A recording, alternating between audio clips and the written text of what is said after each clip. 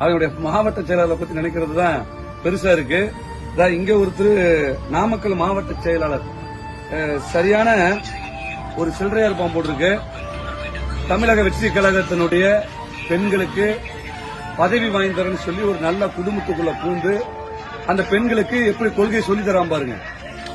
இந்த மாவட்ட செயலர்கள் என்ன பண்றாங்க, ஒவ்வொரு பெண்களுக்கும் எப்படி கொள்கைய சொல்லி தராங்க பாருங்க. நாங்க சொல்ல இங்க இந்த அமைச்சர்கள் பாத்தீங்கன்னா பெண்களை நம்பி போனா பெண்களுக்கு கொள்கைய வீட்டுல யாரும் இல்லாத போது கொள்கையை சொல்லிக் கொடுப்பதுதான் இந்த தமிழக வெற்றி கழகத்தினுடைய மாவட்ட செயலாளர்களுடைய கொள்கை.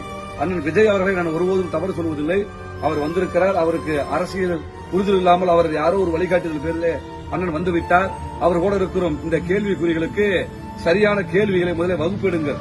அண்ணன் எப்போ பார்த்தாலும் திமுக முதலிலே வரலாற்றை தெரிந்து கொள்ளுங்கள். காங்கிரஸ் பற்றி இவர் பேசியதே இல்லை. காங்கிரஸ் ஆட்சியில் தான் மீனவர்கள் கச்சத்தீவை தாரவாத்தது. காங்கிரஸ் ஆட்சியில் தான் ஊழல் எப்படி செய்வது என்று சொல்லிக் கொடுத்தார்கள். காங்கிரஸ் ஆட்சியில் தான் இந்த பீரங்கி ஊழலிலே குற்றவாளியை தப்பிக்க வைத்தார்கள். காங்கிரஸ் கட்சியில்தான் மீனவர்களை கொடூரமாக சுட்டுக் கொல்லப்படுவதற்கு காங்கிரஸ் தான் வழிவகுத்தது.